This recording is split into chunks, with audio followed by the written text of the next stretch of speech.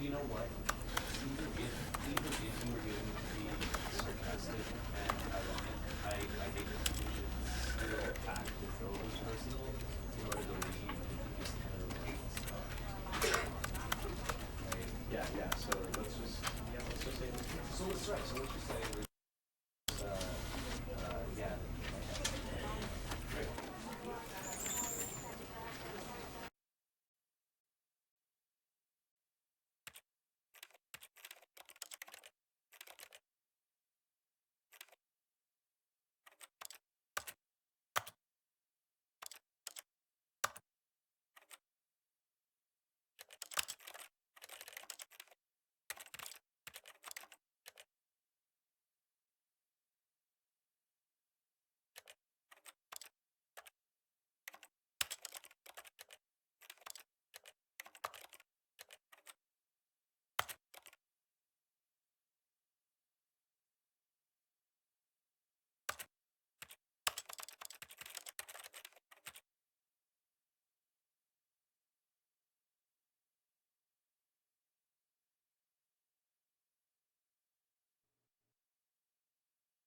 This is the story of a man named Stanley.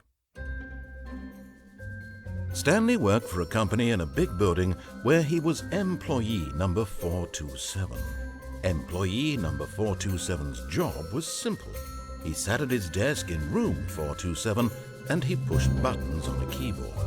Orders came to him through a monitor on his desk, telling him what buttons to push, how long to push them, and in what order. This is what employee 427 did every day of every month of every year. And although others might have considered it soul-rending, Stanley relished every moment that the orders came in, as though he had been made exactly for this job. And Stanley was happy. And then one day, something very peculiar happened. Something that would forever change Stanley. Something he would never quite forget. He had been at his desk for nearly an hour when he realized that not one single order had arrived on the monitor for him to follow. No one had showed up to give him instructions, call a meeting, or even say hi. Never in all his years at the company had this happened, this complete isolation. Something was very clearly wrong. Shocked, frozen solid, Stanley found himself unable to move for the longest time. But as he came to his wits and regained his senses, he got up from his desk and stepped out of his office.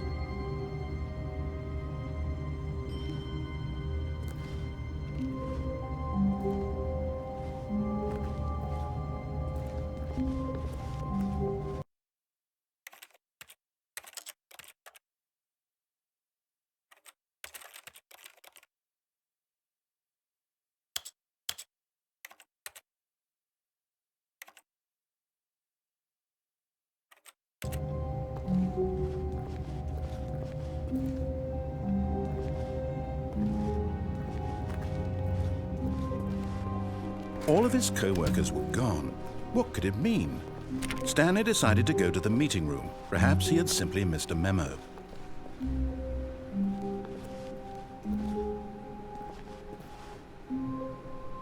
No matter how hard Stanley looked, he couldn't find a trace of his co-workers.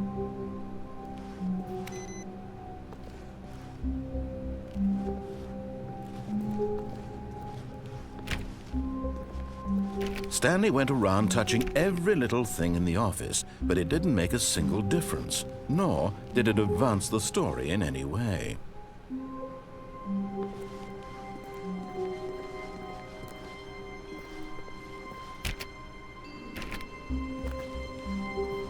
Oh, please. Are you really just doing this for the achievement? Click a door 5 times. Is that all that you think an achievement is worth? No. I can't just give these merits away for such little effort. A measly 5 clicks. Now suppose you were to click the door 20 times. I would say that's the kind of effort that warrants recognition.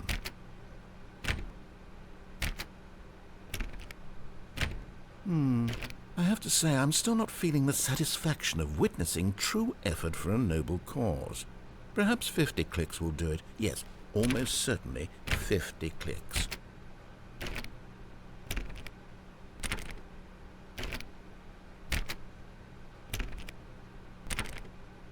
No, I'm still not feeling it. I want this achievement to have meant something. It has to be a true reward for valiant effort. I want to see some hustle, Stanley. I want to see commitment, a willingness to go all the way, no matter what the cost. Why don't you go put 20 clicks into door number 417?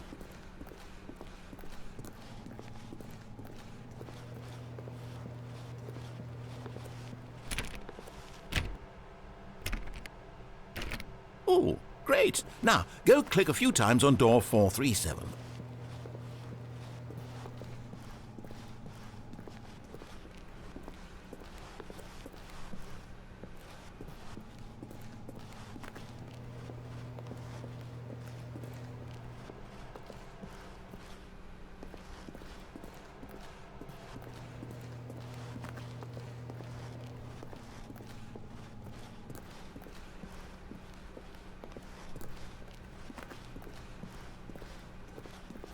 Excellent. I think we're getting somewhere. Now, door 415. Let's give it 10 clicks or so.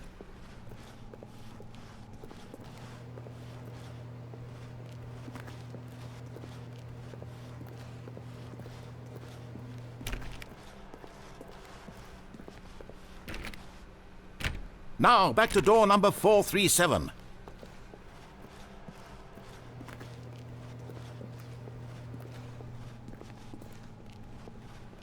Let's see. How about you click on, well, I don't know, the copy machine? All right, back to room 417. I'm really feeling it now. I think we're getting somewhere. Okay, now go climb on employee 419's desk.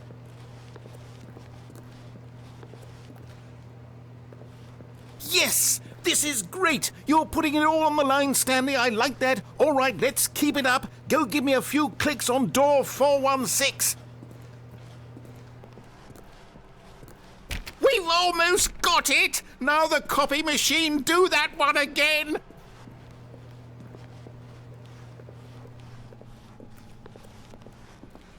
Finish it off, Stanley! 5 clicks on door 430! Yes! We did it! Oh, wow. That felt amazing. Oh, you really earned it, Stanley. Nothing could hold you back. Yes, I'm very proud of how far we've come today. Just think, only a few minutes ago you believed an achievement was worth 5 little clicks. Really now, what were you thinking?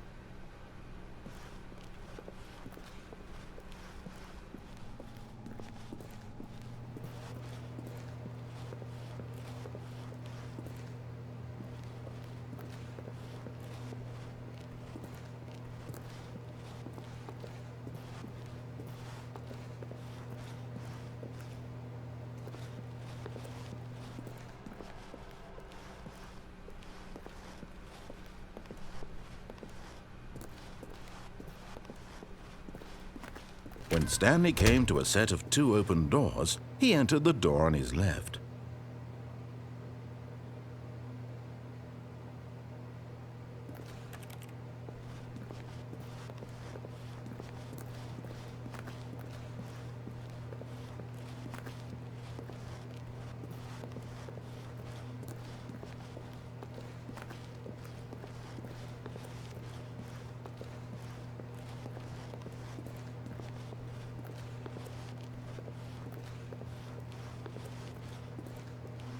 This was not the correct way to the meeting room, and Stanley knew it perfectly well.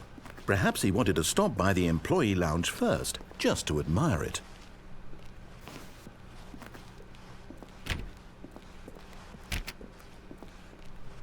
Ah, yes, truly a room worth admiring.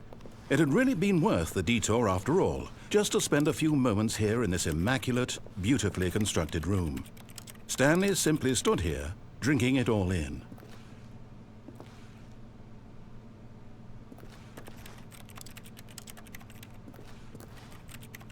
Yes, really, really worth it being here in the room.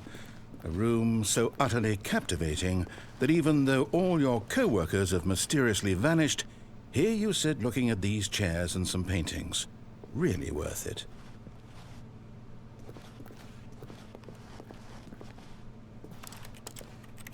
At this point, Stanley's obsession with this room bordered on creepy and reflected poorly on his overall personality. It's possible that this is why everyone left.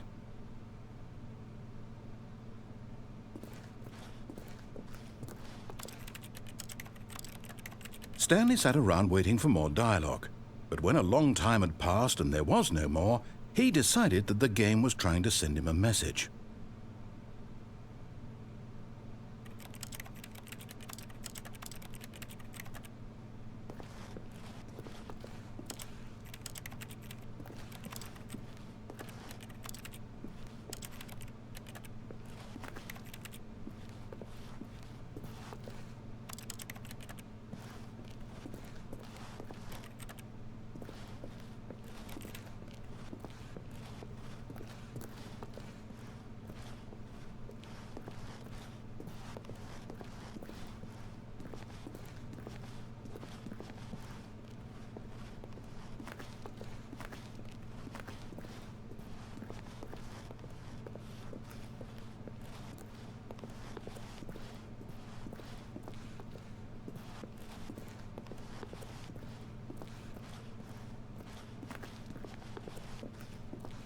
But at last, he'd had enough of the amazing room and took the first open door on his left to get back to business.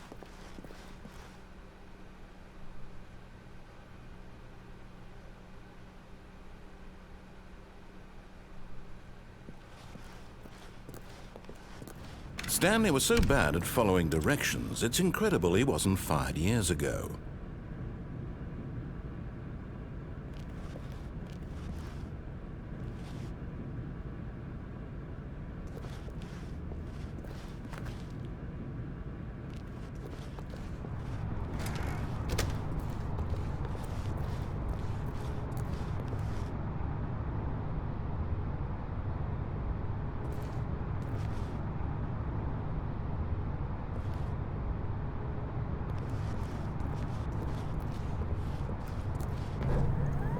Look, Stanley, I think perhaps we've gotten off on the wrong foot here. I'm not your enemy, really, I'm not.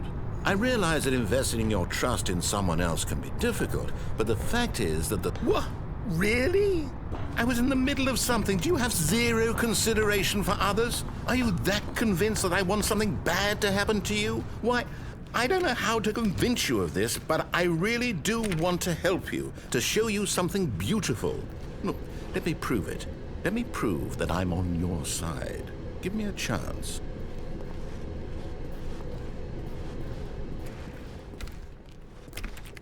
Now listen carefully, this is important.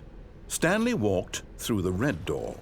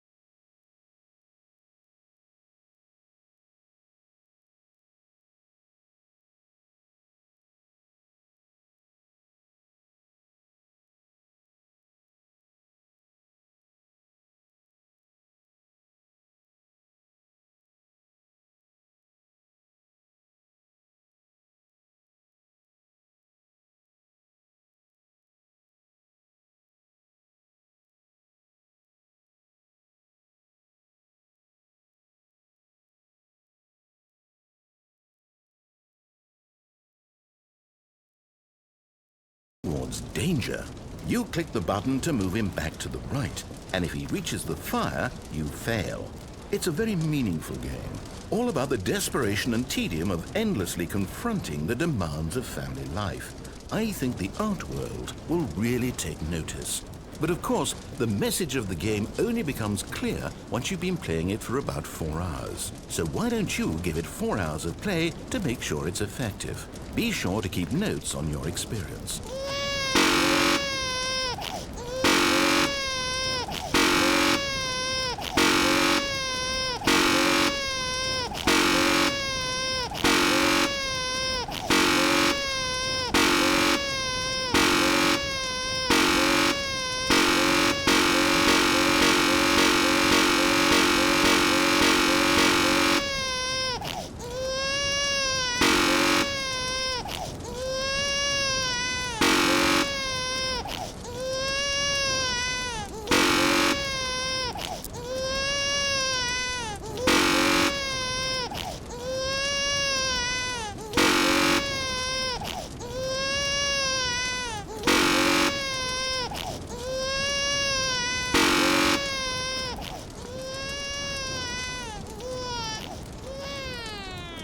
You heartless bastard. Did you do it because you hate babies or purely to spite me? Because if it's the latter, well, I don't know what to do. I'm completely out of ideas. I can't think of a single thing that might improve the experience for me. I'm not even going to try. I'm out, I'm done. It's over. Thank you for playing. Your input was extremely valuable. Oh, hey, since my game was so awful, why don't we play someone else's game? Just to ease the pain. Let's see. What do we have here? Yes, this seems like it'll work. Let's give it a shot.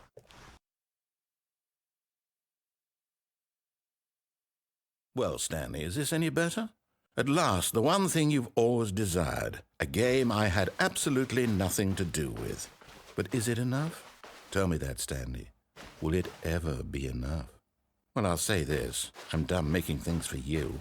From now on, I will only create to fulfill a greater artistic purpose. Watch this, Stanley. I'm going to build a house. This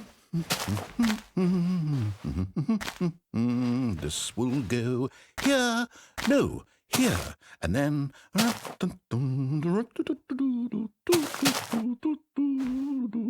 Let's see, what does it need? Yes, of course. And just to finish it all off, yes, it's complete. I made this, Stanley. Look at it. Gaze upon my work of art and feel ashamed at your own inadequacy. Ah, but you've only seen it from the outside. You've only gotten half the experience. Please, step inside and make yourself comfortable. Isn't it grand? Isn't it perfect? It could only be better if... Wait, that's it. We must rebuild it out of diamond. Diamond everything. Yes. Come along, Stanley. We have to go mining.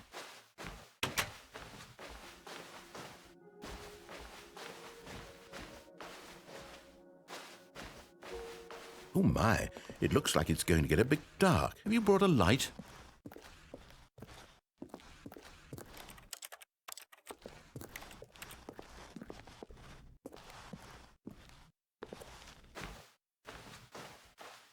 Oh, no. This is far more open-ended than I had in mind. I'm looking for something more narrow and linear.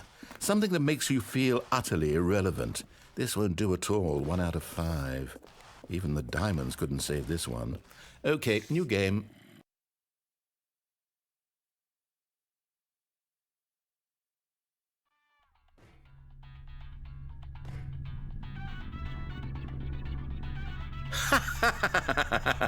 Yes! I don't even know what this game is, but I love it. You, trapped in a glass box with no way out, listening to me talk. Oh, it's inspired. I couldn't have done it any better myself. What is this game even supposed to be? I can't figure it out. Okay, now I'm curious. Let's go find out what the hell this is.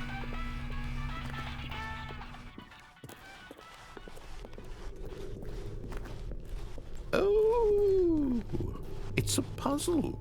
Critical thinking, Stanley. your forte.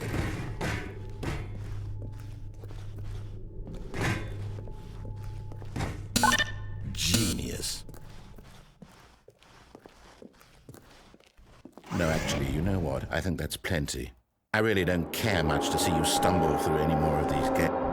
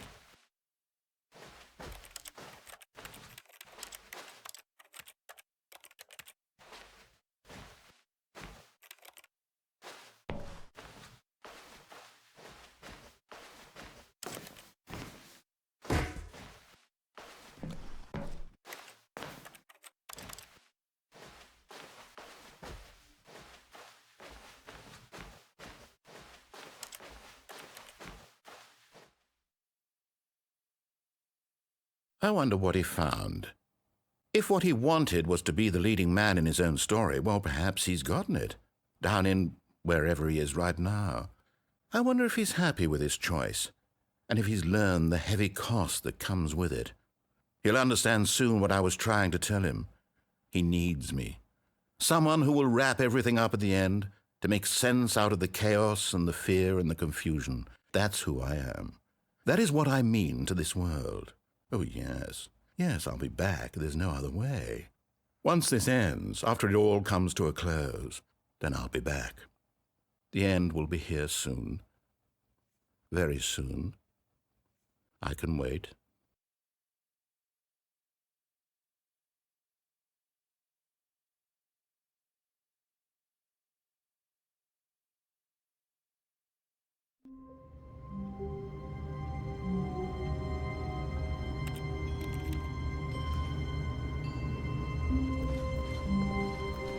All of his co-workers were gone. What could it mean? Stanley decided to go to the meeting room. Perhaps he had simply missed a memo.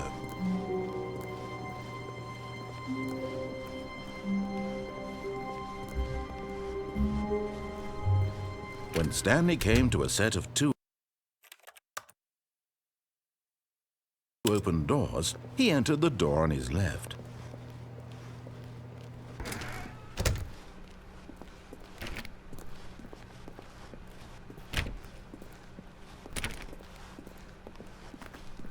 Yet there was not a single person here either.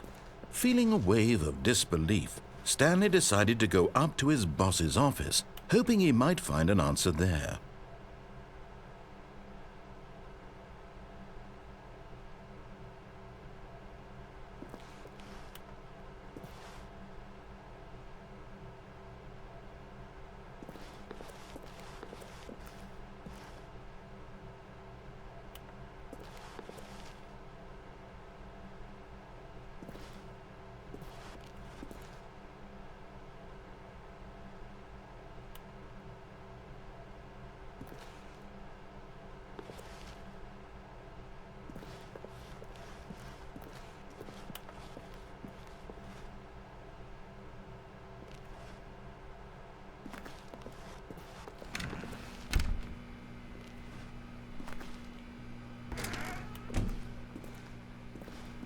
Stanley stepped into the broom closet, but there was nothing here, so he turned around and got back on track.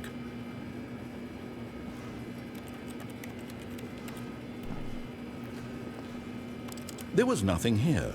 No choice to make, no path to follow, just an empty broom closet. No reason to still be here.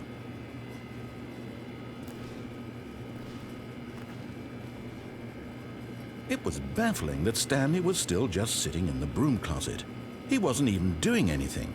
At least if there was something to interact with, he'd be justified in some way. As it is, he's literally just standing there doing sweet FA.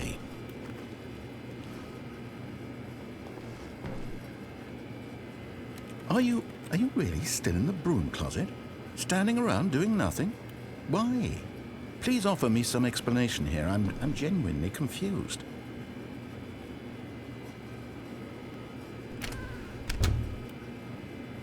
You do realize there's no choice or anything in here, right? If I'd said Stanley walked past the broom closet, at least you would have had a reason for exploring it to find out. But it didn't even occur to me because literally this closet is of absolutely no significance to the story whatsoever. I never would have thought to mention it.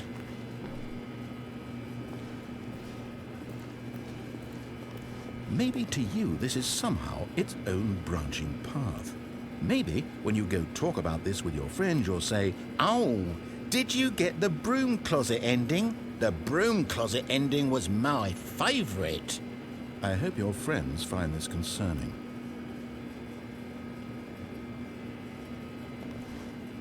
Stanley was fat and ugly and really stupid.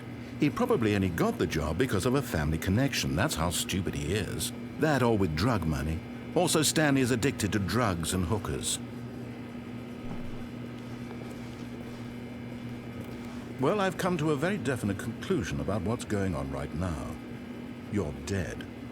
You got to this broom closet, explored it a bit, and were just about to leave because there's nothing here when a physical malady of some sort shut down your central nervous system and you collapsed on the keyboard. Well, in a situation like this, the responsible thing is to alert someone nearby so as to ensure that your body is taken care of before it begins to decompose. Hello? Anyone who happens to be nearby? The person at this computer is dead. He or she has fallen prey to any number of your countless human physiological vulnerabilities. It's indicative of the long-term sustainability of your species. Please remove their corpse from the area and instruct another human to take their place at the computer, making sure they understand basic first-person video game mechanics and filling them in on the history of narrative tropes in video gaming, so that the irony and insightful commentary of this game is not lost on them. All right, when you've done that, just step out into the hallway.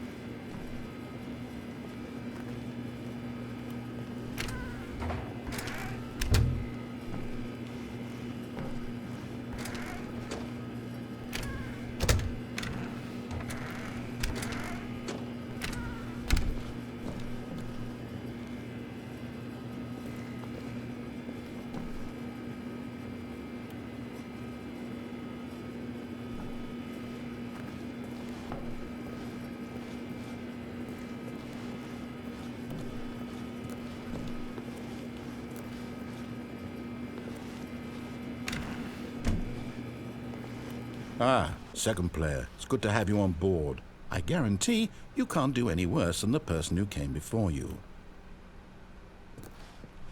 Coming to a staircase, Stanley walked upstairs to his boss's office.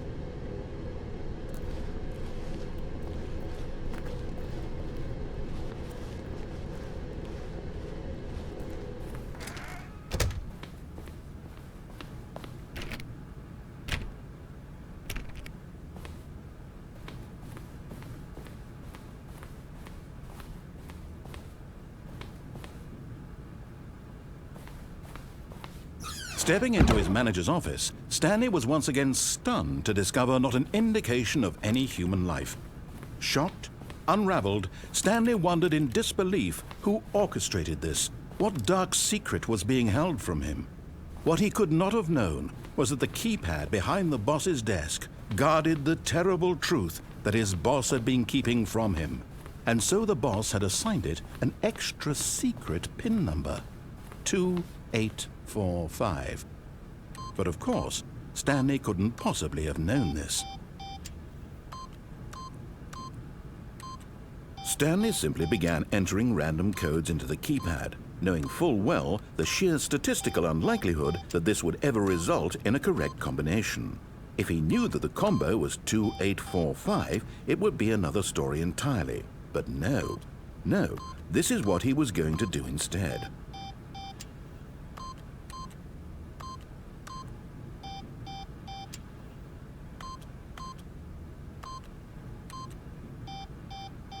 Stanley just sat around twiddling his thumbs.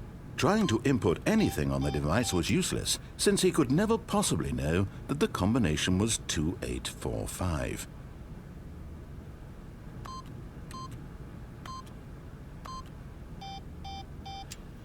"2845.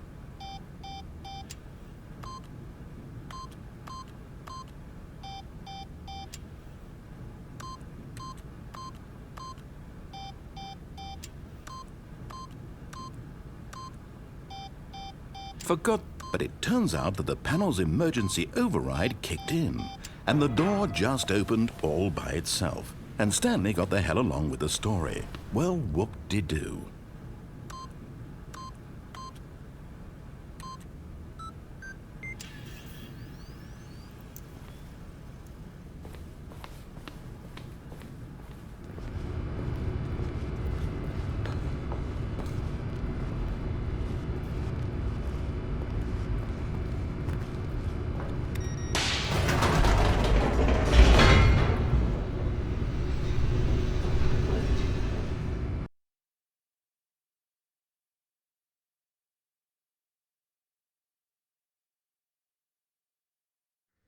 Descending deeper into the building, Stanley realized he felt a bit peculiar.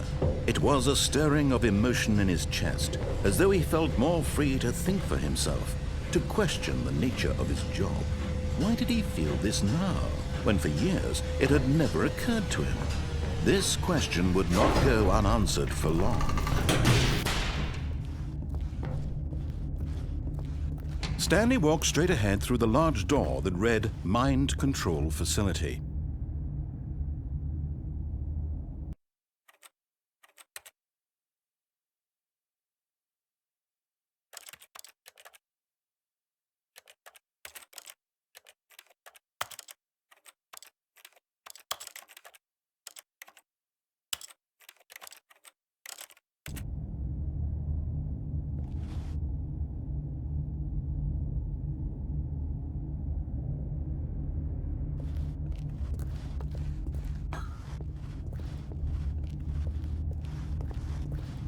Although this passageway had the word escape written on it, the truth was that at the end of this hall, Stanley would meet his violent death. The door behind him was not shut. Stanley still had every opportunity to turn around and get back on track. At this point, Stanley was making a conscious, concerted effort to walk forward and willingly confront his death.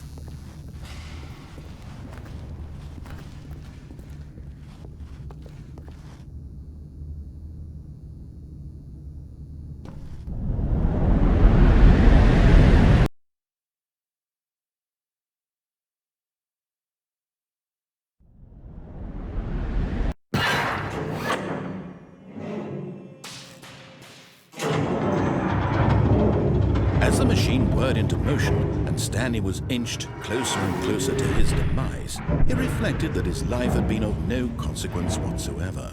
Stanley can't see the bigger picture. He doesn't know the real story, trapped forever in his narrow vision of what this world is. Perhaps his death was of no great loss, like plucking the eyeballs from a blind man. so he resigned and willingly accepted this violent end to his brief and shallow life. Farewell, Stanley.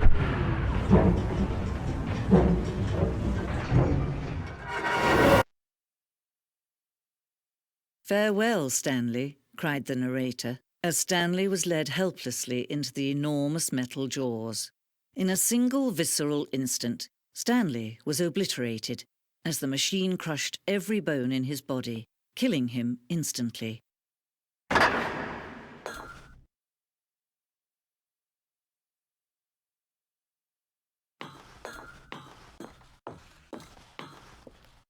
And yet it would be just a few minutes before Stanley would restart the game, back in his office, as alive as ever.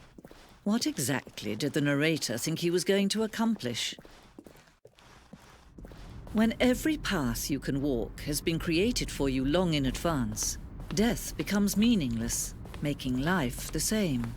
Do you see now? Do you see that Stanley was already dead from the moment he hit start?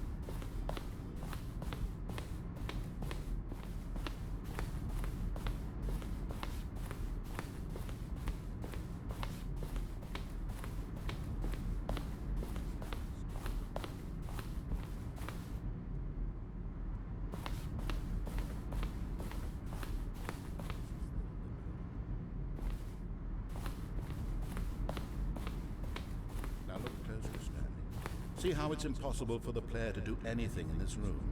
Perfect example of poor level design. Textbook mistake. The other one. It's the kind of thing you'd pick up on intuitively if you had even the most fundamental understanding of good and bad game design. But of course, you being you, you'll probably spend the next 5 months.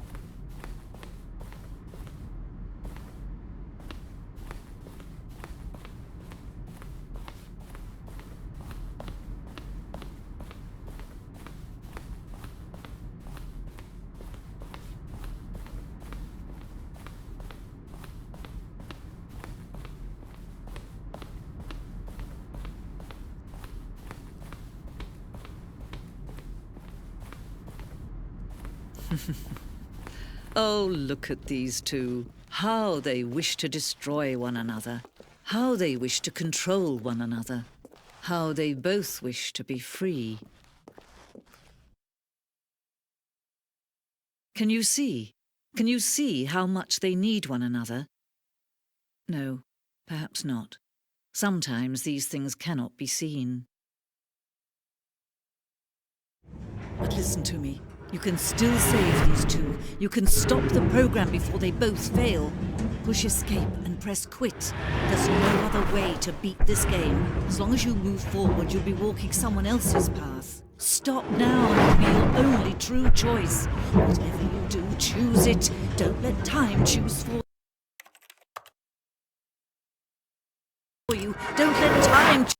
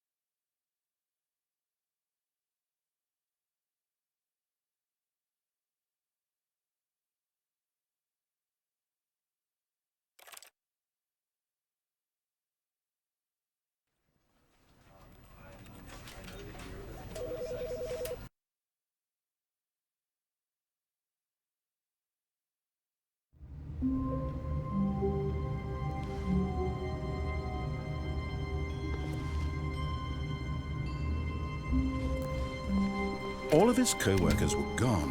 What could it mean?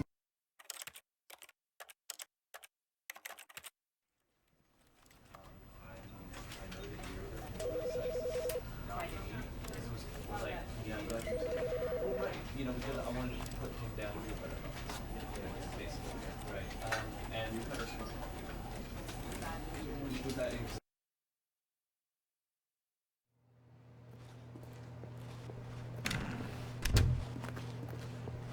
Okay, I'm going to stop you there. Now, tell me about your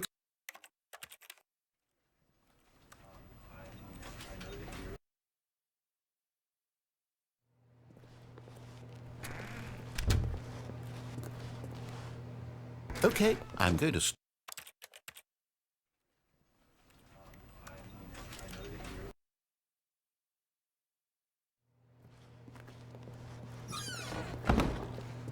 Okay, I'm going to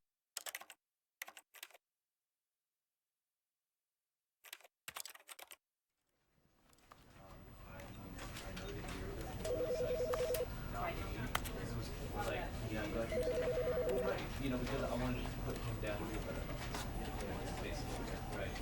And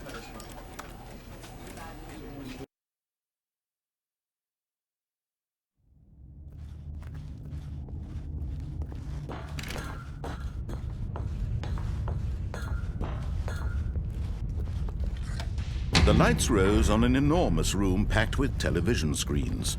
What horrible secret did this place hold? Stanley thought to himself. Did he have the strength to find out?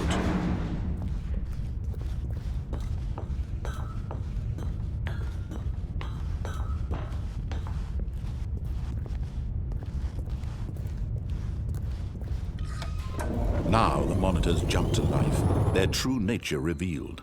Each bore the number of an employee in the building, Stanley's co-workers. The lives of so many individuals reduced to images on a screen, and Stanley, one of them, eternally monitored in this place where freedom meant nothing.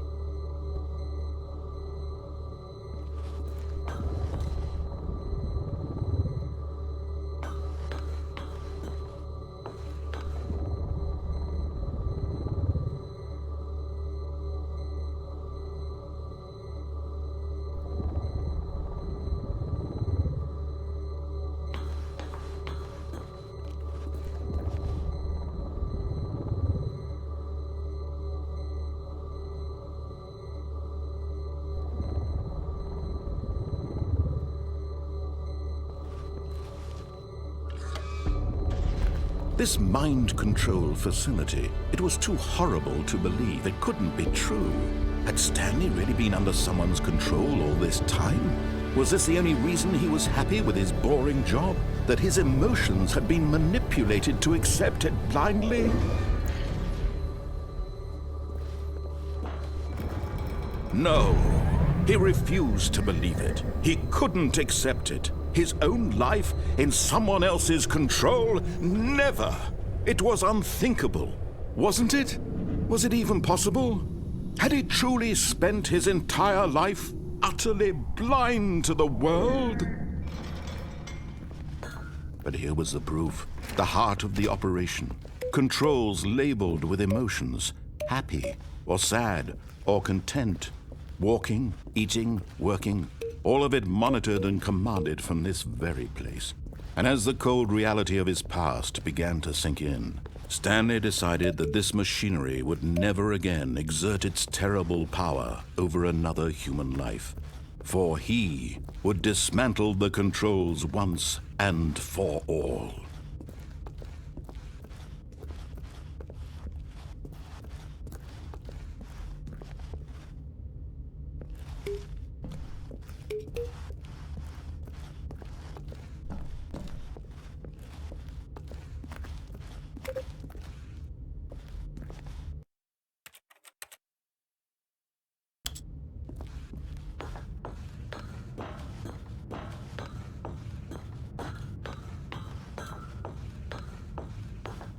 And when at last he found the source of the room's power, he knew it was his duty, his obligation,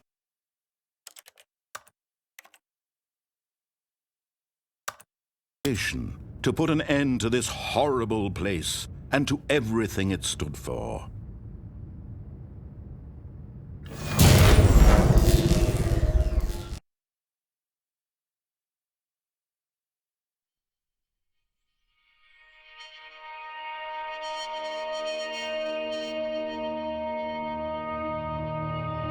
Blackness and a rising chill of uncertainty.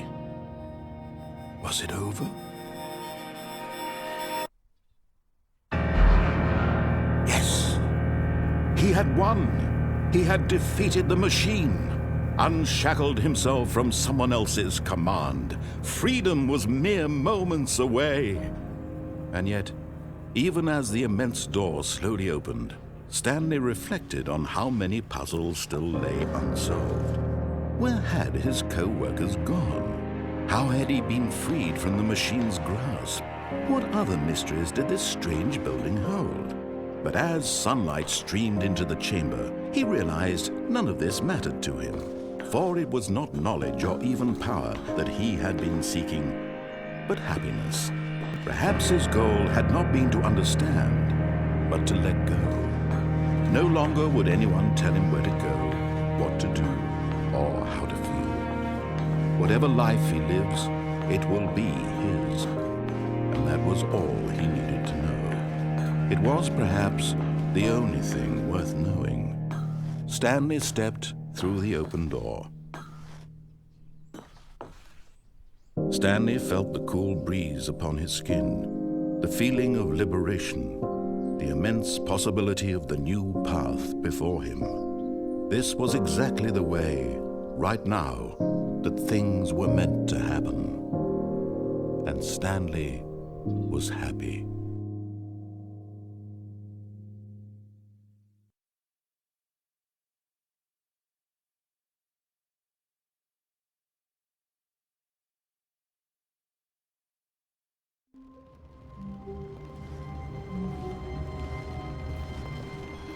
How long was I sitting there? Stanley wondered to himself. Minutes? Days? Centuries?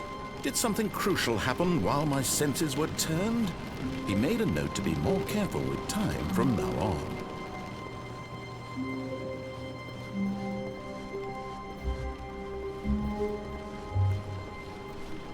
When Stanley came to a set of 2 open doors, this was not the correct way to the meeting room, and Stanley knew it perfectly well. Perhaps he wanted to stop by the employee lounge first, just to admire it. Wow, yes, this room. But eager to get back to business, Stanley took the first open door on his left. Stanley was so bad at following directions, it's incredible he wasn't fired years ago. Look, Stanley, I think perhaps we've gotten off on the wrong foot here. I'm not your enemy, really, I'm not. I realize that investing your trust in someone else can be difficult, but the fact is that the story has been about nothing but you all this time. There's someone you've been neglecting, Stanley. Someone you've forgotten about. Please, stop trying to make every decision by yourself. Now, I'm not asking for me, I'm asking for her. This is it, Stanley. Your chance to redeem yourself. To put your work aside, to let her back into your life. She's been waiting. That's her, Stanley.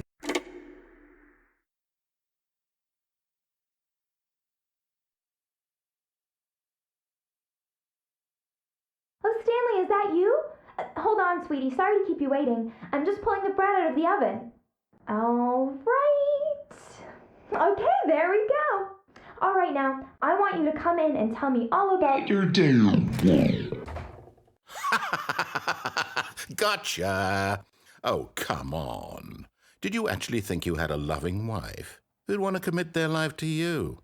I'm trying to make a point here, Stanley. I'm trying to get you to see something. Come inside. Let me show you what's really going on here. This is a very sad story about the death of a man named Stanley. Stanley is quite a boring fellow. He has a job that demands nothing of him, and every button that he pushes is a reminder of the inconsequential nature of his existence. Look at him there, pushing buttons, doing exactly what he's told to do. Now he's pushing a button. Now he's eating lunch. Now he's going home. Now he's coming back to work. One might even feel sorry for him, except that he's chosen this life. But in his mind, he can go on fantastic adventures.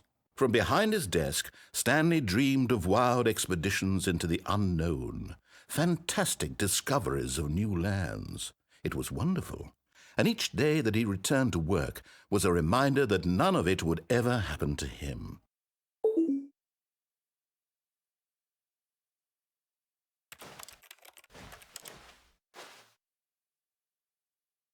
And so he began to fantasize about his own job. First, he imagined that one day while at work, he stepped up from his desk to realize that all of his co-workers, his boss, everyone in the building had suddenly vanished off the face of the earth. The thought excited him terribly.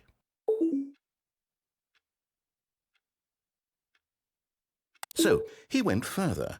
He imagined that he came to 2 open doors and that he could go through either. At last, choice. It barely even mattered what lay behind each door. The mere thought that his decisions would mean something was almost too wonderful to behold. As he wandered through this fantasy world, he began to fill it with many possible paths and destinations. Down one path lay an enormous round room with monitors and mind controls.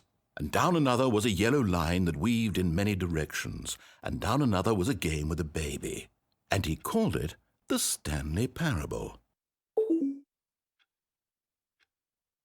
It was such a wonderful fantasy, and so in his head he relived it again, and then again, and again, over and over, wishing beyond hope that it would never end, that he might always feel this free. Surely there's an answer down some new path, mustn't there be? Perhaps if he played just one more time. But there is no answer. How could there possibly be? In reality, all he's doing is pushing the same buttons he always has. Nothing has changed. The longer he spends here, the more invested he gets, the more he forgets which life is the real one. And I'm trying to tell him this, that in this world he can never be anything but an observer, that as long as he remains here, he's slowly killing himself. But he won't listen to me. He won't stop. Here, watch this. Stanley, the next time the screen asks you to push a button, do not do it.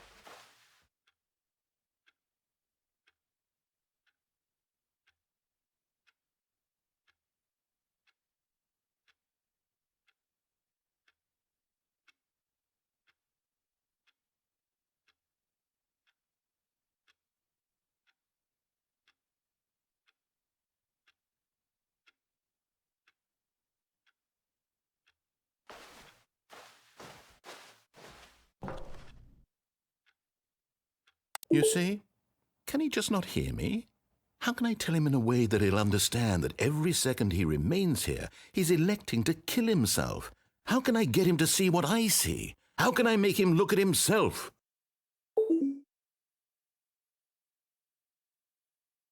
I suppose I can't, not in the way I want him to. But I don't make the rules. I simply play to my intended purpose, the same as Stanley. We're not so different, I suppose. I'll try once more to convey all this to him. I'm compelled to. I must. Perhaps, well, maybe this time he'll see. Maybe this time.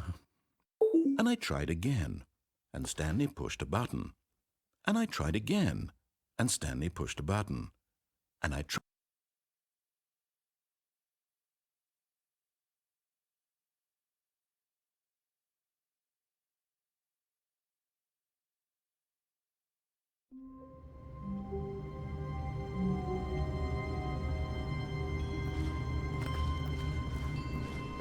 All of his co-workers were gone.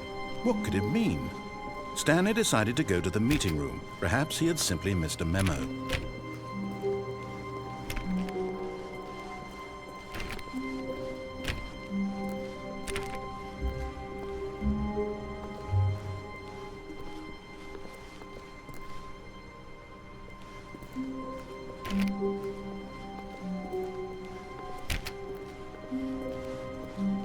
When Stanley came to a set of 2 open doors, he entered the door on his left.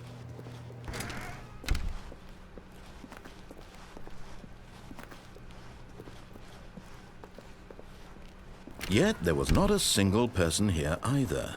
Feeling a wave of disbelief, Stanley decided to go up. Oh no, no, not again. I won't be part of this. I'm not going to encourage you. I'm not going to say anything at all.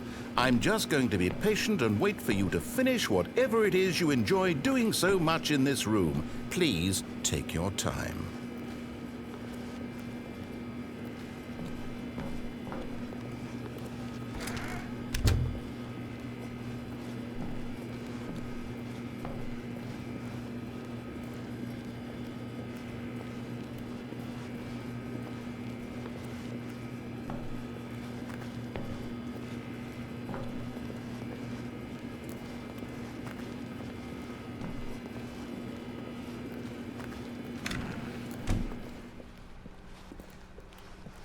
Coming to a staircase, Stanley walked upstairs to his boss's office.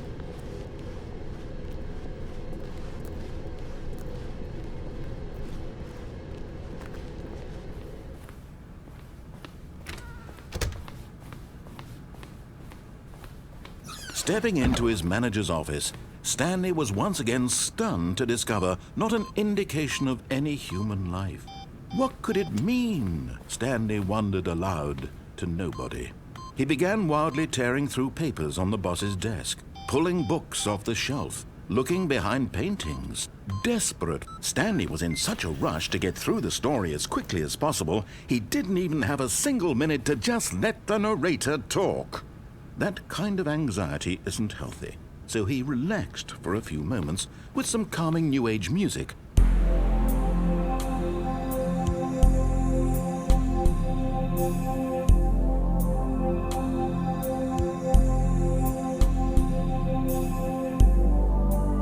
Feeling soothed and rejuvenated, Stanley calmly walked forward into the opened passageway.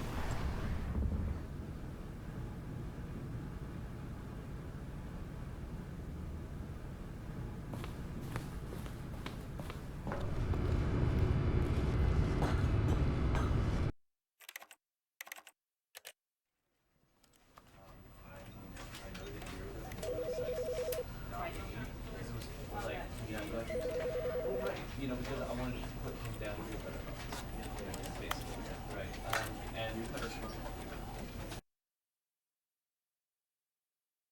To put an end to this horrible place, and to... Oh, Stanley, you didn't just activate the controls, did you?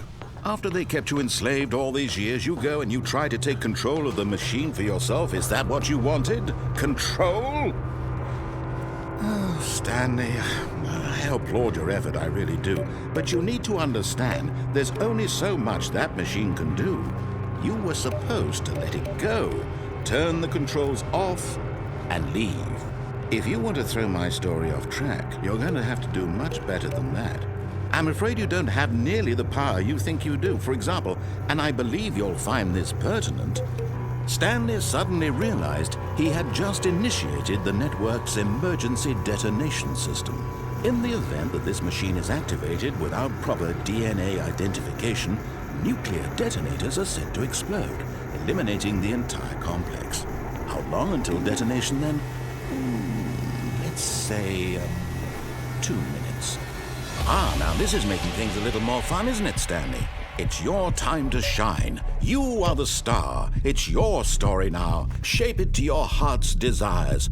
Oh, this is much better than what I had in mind. What a shame we have so little time left to enjoy it. Mere moments until the bomb goes off. But what precious moments each one of them is. More time to talk about you, about me, where we're going, what all this means. I barely know where to start. What's that? You'd like to know where your co-workers are? A moment of solace before you're obliterated? All right, I'm in a good mood. You're gonna die anyway. I'll tell you exactly what happened to them. I erased them. I turned off the machine. I set you free. Of course, that was merely in this instance of the story. Sometimes when I tell it, I simply let you sit there in your office forever, pushing buttons endlessly and then dying alone. Other times, I let the office sink into the ground, swallowing everyone inside, or I let it burn to a crisp. I have to say this, though, this version of events has been rather amusing. Watching you try to make sense of everything and take back the control wrested away from you, it's quite rich. I almost hate to see it go. But I'm sure whatever I come up with on the next go-around will be even better. My goodness, only 34 seconds left. But I'm enjoying this so much. You know what? To hell with it. I'm going to put some extra time on the clock. Why not? These are precious additional seconds, Stanley. Time doesn't grow on trees. Oh dear me, what's the matter, Stanley? Is it that you have no idea where you're going or what you're supposed to be doing right now?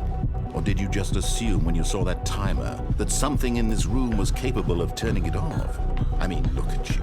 Running from button to button, screen to screen, clicking on every little thing in this room. These numbered buttons, no, these colored ones, or maybe this big red button, or this door.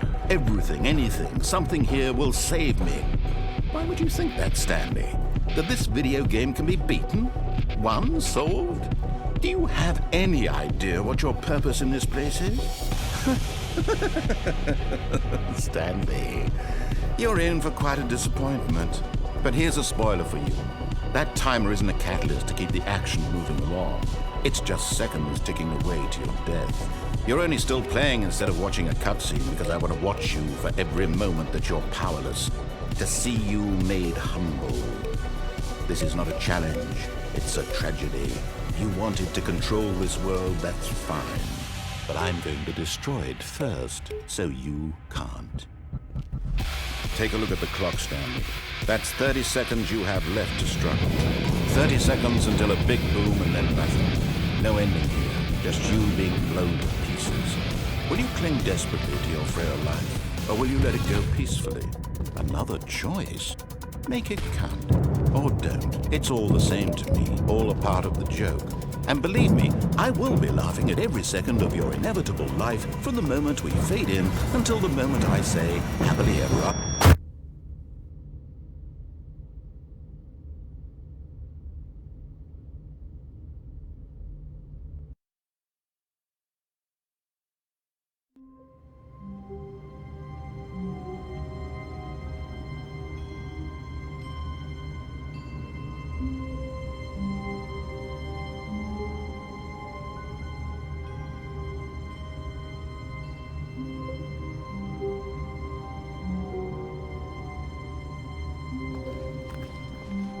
Already this was uncomfortable, and Stanley decided that as soon as he found a new space he felt safe in, that he would never leave it again in his life.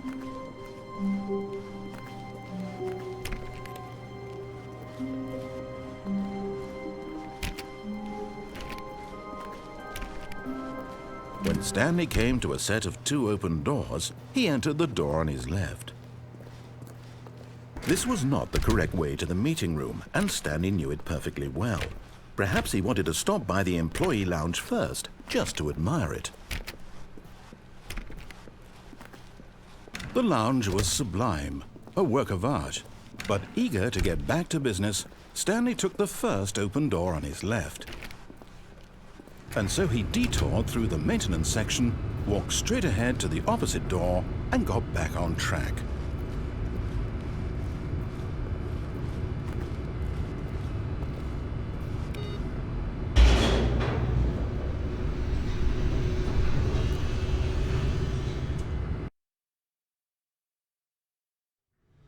But Stanley didn't want to go back to the office.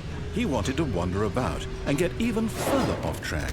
So now in order to get back, he needed to go, from here, it's, left. Oh, no, it's to the right, my mistake. No, not the right. Why would I have ever said it was to the right? What was I thinking? It's clearly... Oh dear, would you hold on for a minute, please? Now, let's see. We went down right, left, down, left, right. Yep, okay, yes. I've got it now. This story is absolutely, definitely this way.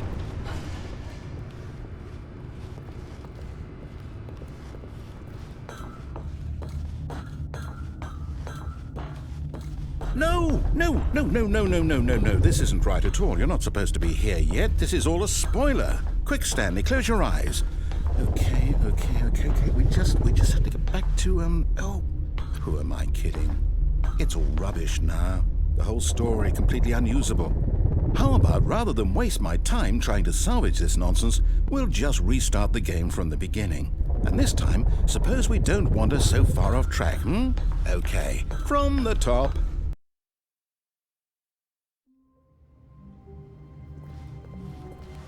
All of his co-workers were gone. What could it mean? Stanley decided to go to the meeting room. Perhaps he had simply missed a memo.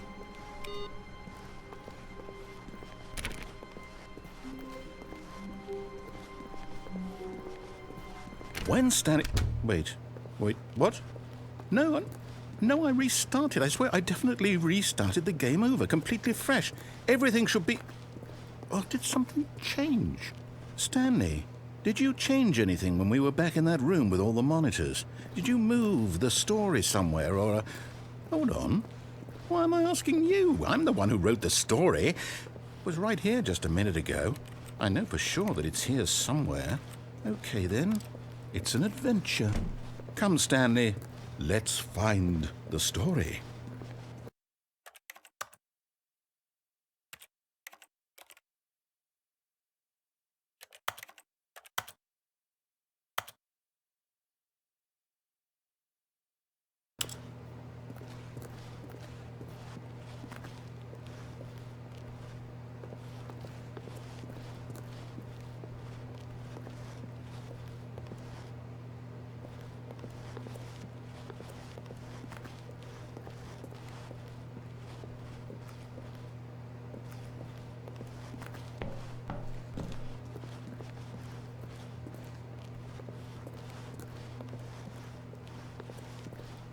I'll say it.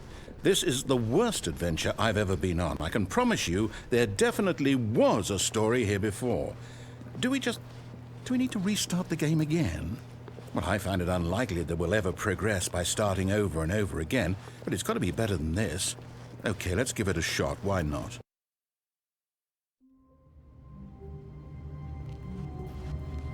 All of his co-workers were gone.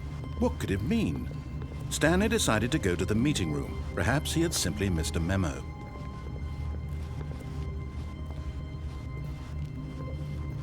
Okay, yep, it's worse. I might be remembering this wrong. It's possible the story is back where we just came from. Why don't we go back the other direction and see if we missed anything?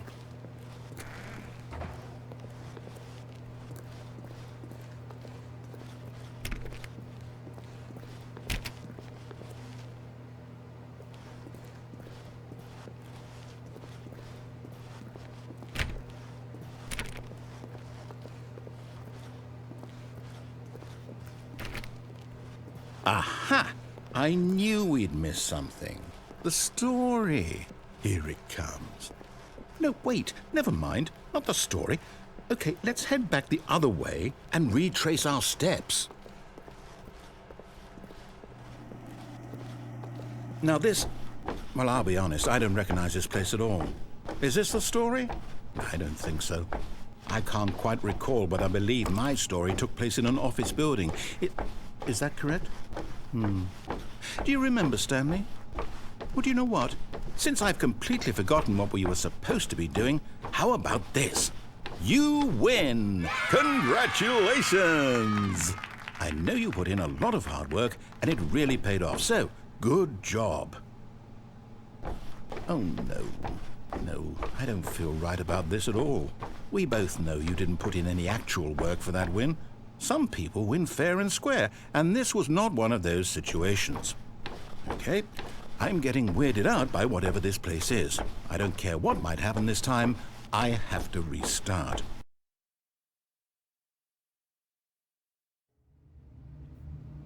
All right, I've got a solution. This time, to make sure we don't get lost, I've employed the help of the Stanley Parable Adventure Line. Just follow the line. How simple is that?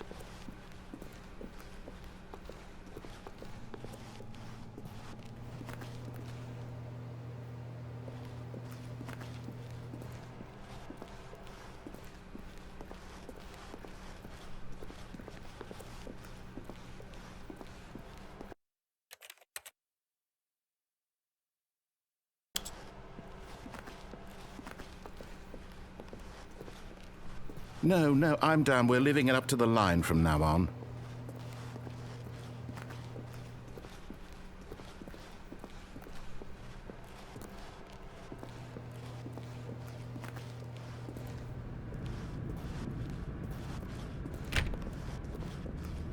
You see? The line knows where the story is. It's over in this direction. Onward, Stanley, to destiny. Though, here's a thought. Wouldn't wherever we end up be our destination, even if there's no story there? Or to put it another way, is the story of no destination still a story? Simply by the act of moving forward, are we implying a journey such that a destination is inevitably conjured into being via the very manifestation of the nature of life itself? Okay, Stanley, I need to follow this train of thought for a minute. Just stick with me. Now, we can both agree that the nature of existence is in fact a byproduct of one's subjective experience of that existence, right?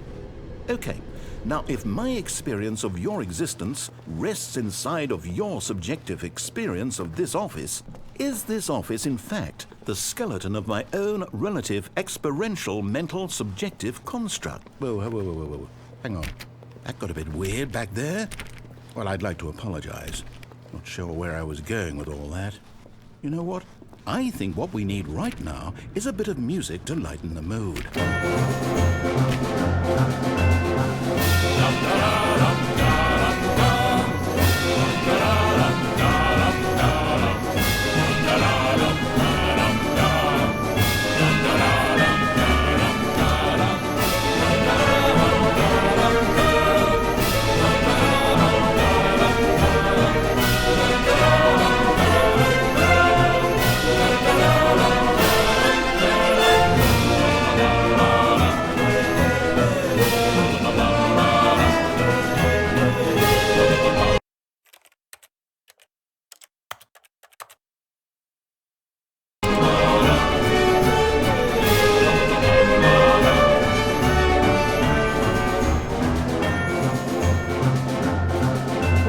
Cut the music, go back and look at that fern.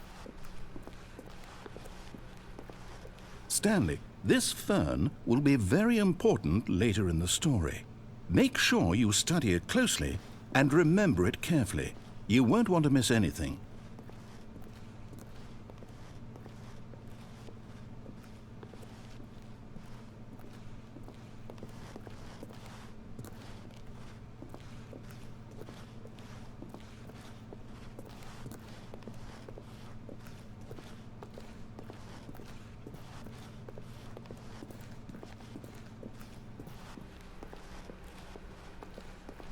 Wait, what? We're back at the office? No. Line, you do know we're looking for the Stanley Parable, right? The story? Is any of this ringing a bell? Oh, no, not again. Line, how could you have done this to us? And after we trusted you, after everything we've been through, you... Oh, I can't take this anymore. To hell with it. Restart.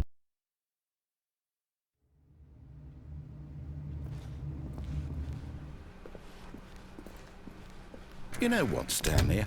I say forget the adventure line. What's it ever done for us? We're intelligent people, right? Why can't we make up our own story? Something exciting, daring, mysterious. Ooh, this all sounds perfectly doable. Why don't we simply start wandering in, well, I don't know. How about this direction?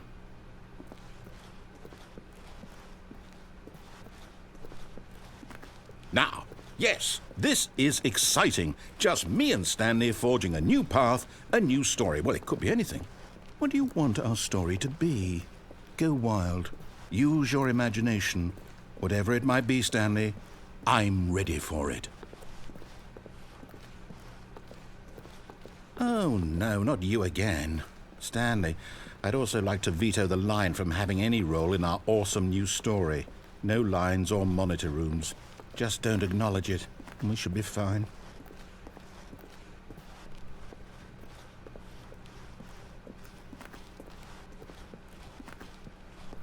Ah, a choice. We get to make a decision. From here, the story is in our control. How important, we mustn't squander the opportunity. In fact, I believe I need a minute to think here. Just walk in circles for a minute. Okay, so I know that each door has to lead somewhere, which means that somewhere, the place where we're trying to go, there must be a reverse door that leads here. And that in turn means that our destination corresponds with the counter-inverted reverse door's origin. So starting from the right, let us ask, will taking the right door lead us to where we're going? And since the answer is clearly yes, then by all accounts, the door on the right is the correct one. Another victory for logic. Come, Stanley, our destiny awaits.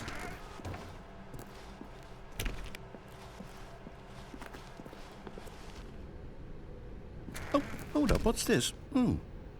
The confusion ending. You're telling me that's what this is?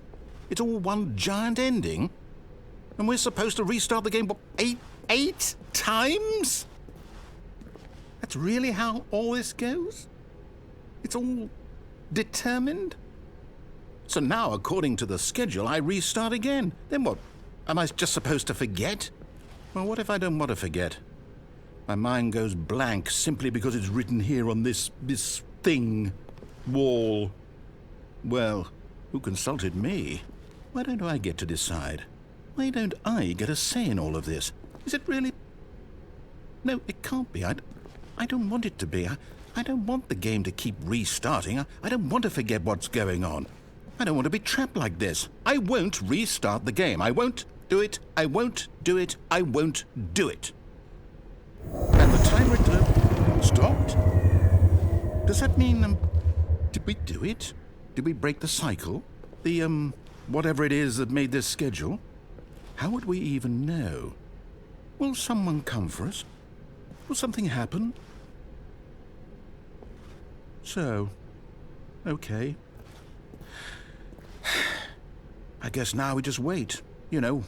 I suppose in some way that this is a kind of story, wouldn't you agree? I'm not quite sure if we're in the destination or the journey, though they're always saying that life is about the journey and not the destination, so I hope that's where we are right now. We'll find out, won't we? Eventually. Well, in the meantime, if you do happen to have a...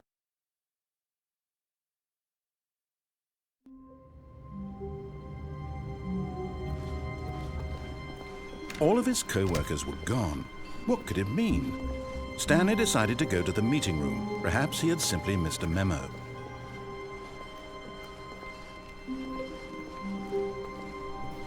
When Stanley came to a set of 2 open doors, this was not the correct way to the meeting room, and Stanley knew it perfectly well. Perhaps he wanted to stop by the employee lounge first, just to admire it.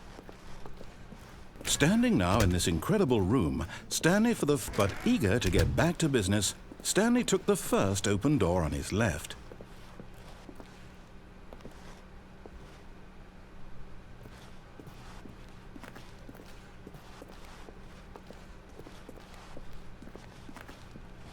Stanley was so bad at following directions, it's incredible he wasn't fired years ago.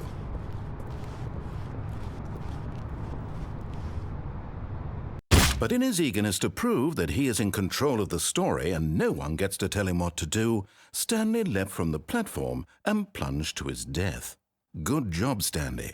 Everyone thinks you are very powerful.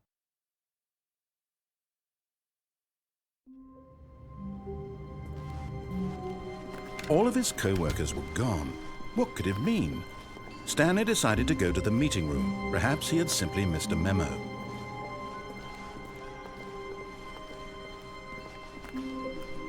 When Stanley came to a set of 2 open doors, he entered the door on his left.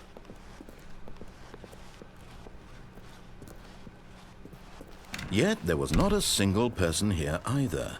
Feeling a wave of disbelief, Stanley decided to go up to his boss's office, hoping he might find an answer there.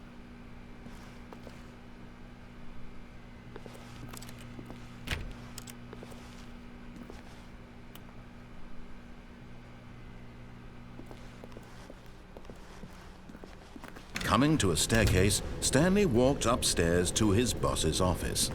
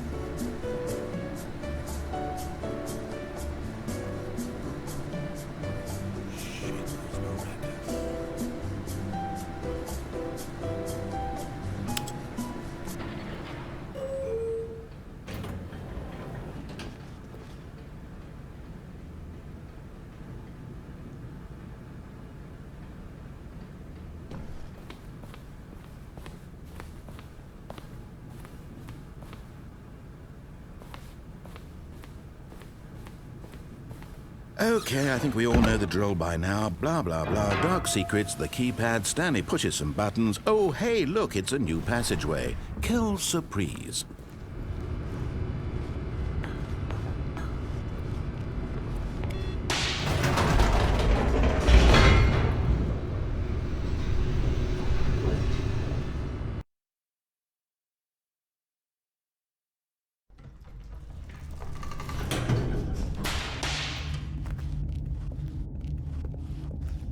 Stanley walked straight ahead through the large door that read Mind Control Facility.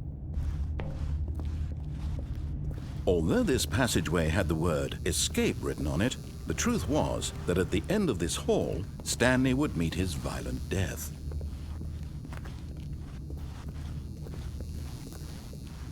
The door behind him was not shut.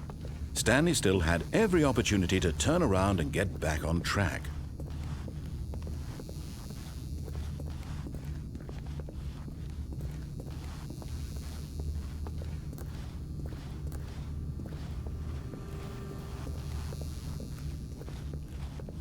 But of course, Stanley thought better of it and realized he simply had too much to live for. Nope, still on board with death.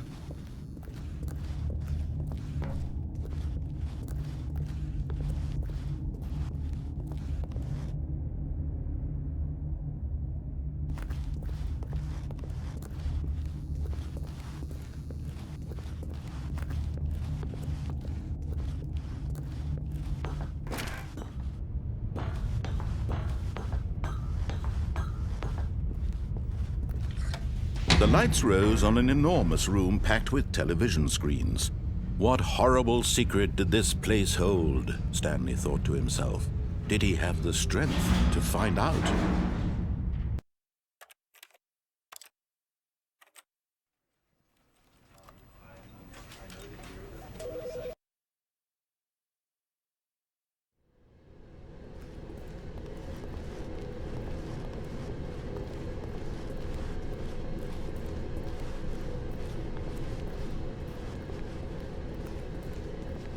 But Stanley just couldn't do it.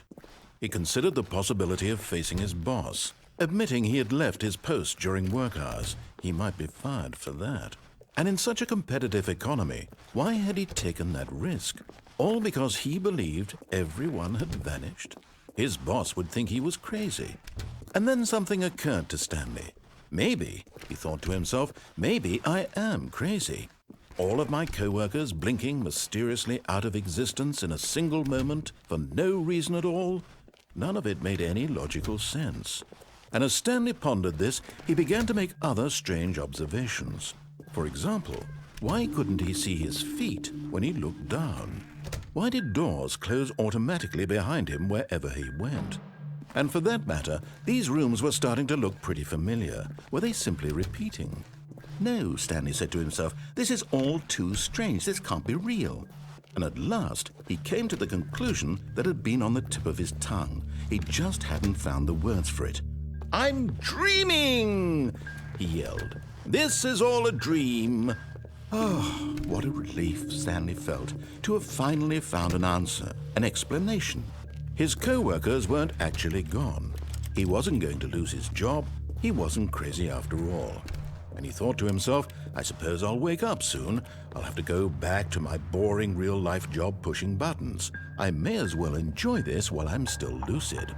So, he imagined himself flying and began to gently float above the ground.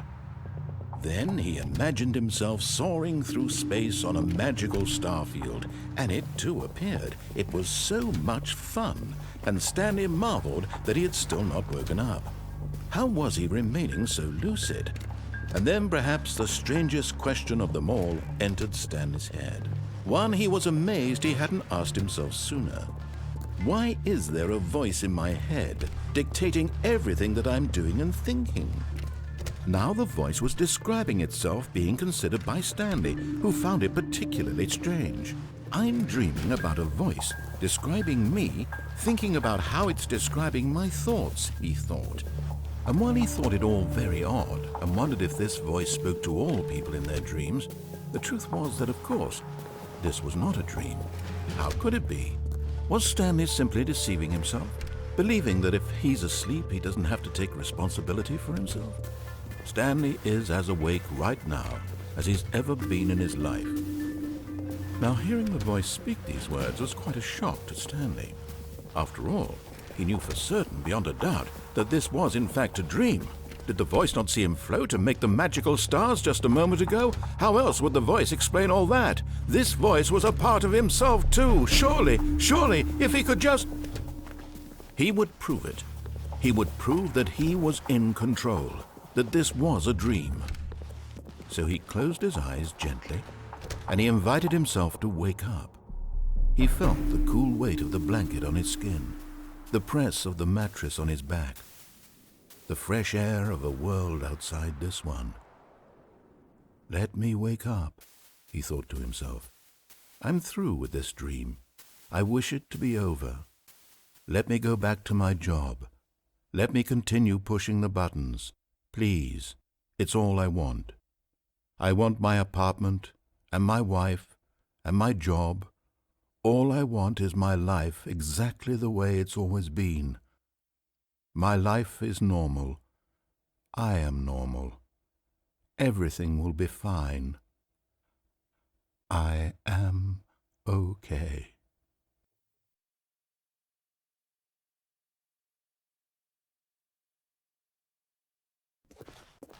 Stanley began screaming.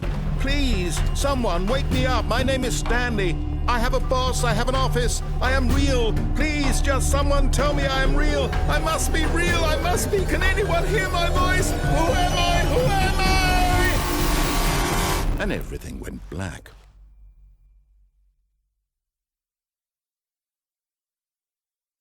This is the story of a woman named Mariella. Mariella woke up on a day like any other. She arose, got dressed, gathered her belongings, and walked to her place of work. But on this particular day, her walk was interrupted by the body of a man who had stumbled through town talking and screaming to himself, and then collapsed dead on the sidewalk. And although she would soon turn to go call for an ambulance, for just a few brief moments she considered the strange man. He was obviously crazy, this much she knew. Everyone knows what crazy people look like. And in that moment, she thought to herself how lucky she was to be normal. I am sane. I am in control of my mind. I know what is real and what isn't. It was comforting to think this, and in a certain way, seeing this man made her feel better. But then she remembered the meeting she had scheduled for that day, the very important people whose impressions of her would affect her career, and by extension, the rest of her life. She had no time for this, so it was only a moment that she stood there, staring down at the body.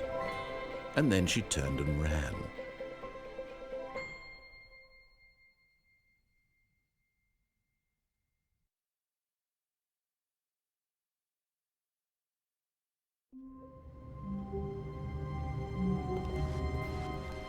All of his co-workers were gone. What could it mean?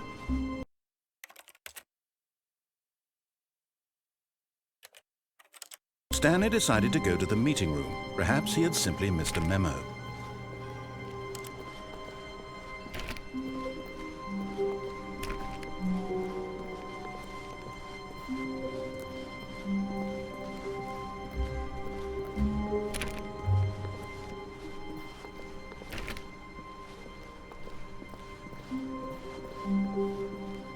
When Stanley came to a set of 2 open doors, he entered the door on his left. This was not the correct way to the meeting room, and Stanley knew it perfectly well. Perhaps he wanted to stop by the employee lounge first, just to admire it.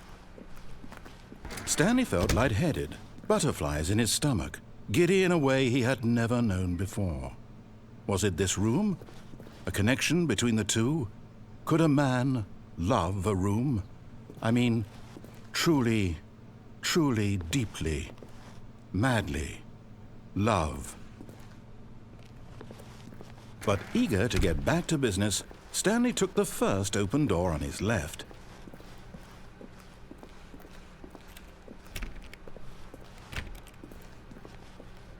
Stanley was so bad at following directions, it's incredible he wasn't fired years ago.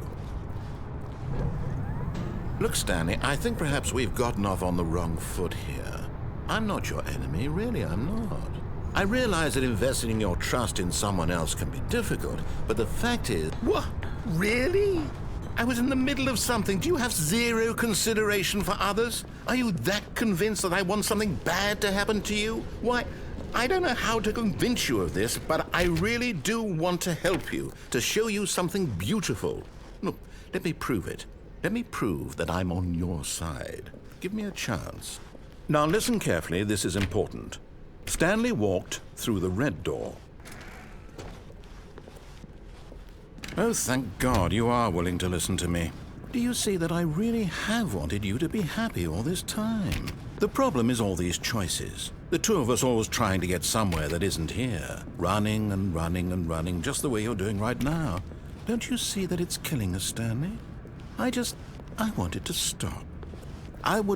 We would both be so much happier if we just stopped. And I think I have a solution. Here, let me show you.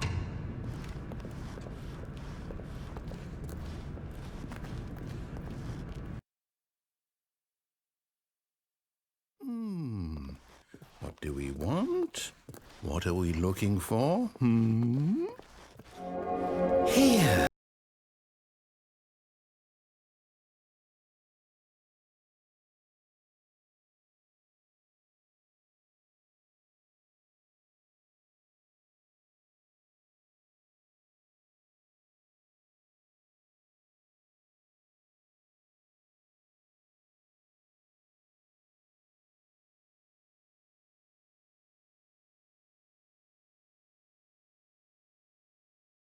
No, wait.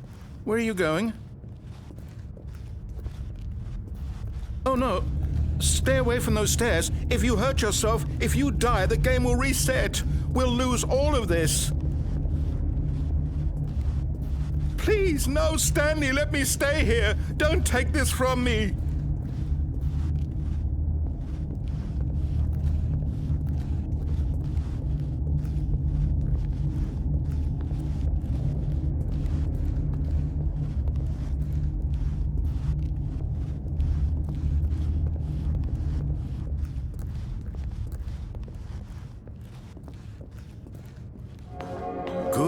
Good. We can't be too safe. Promise me you won't go back there. Just stay here.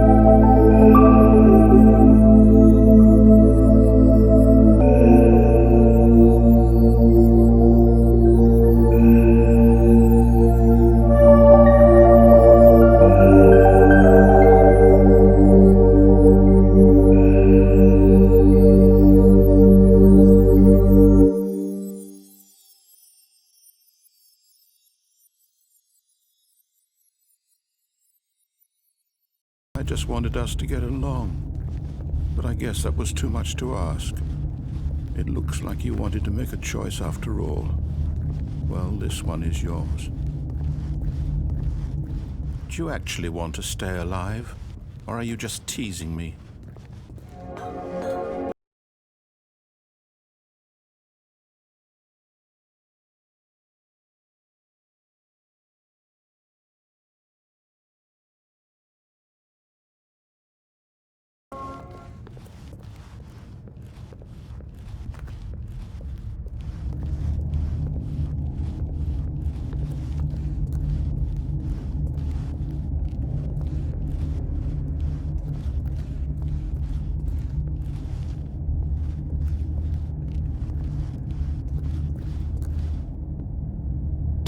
Is it over? It's going to restart, isn't it? I'm going back.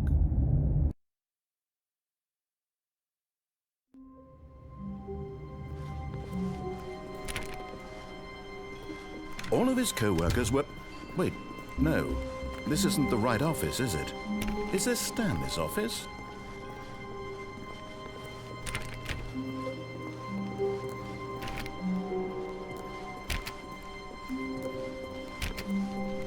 When Stanley came to a set of 2 open doors, he entered the door on his left.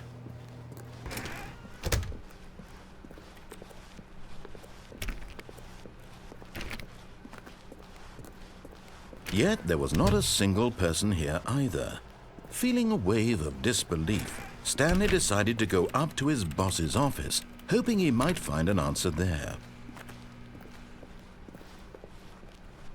Coming to a staircase, Stanley walked upstairs to his boss's office. But Stanley just couldn't do it. He considered the possibility of facing his boss.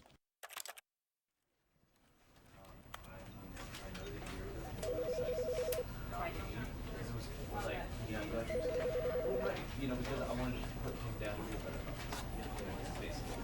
Right. And was that example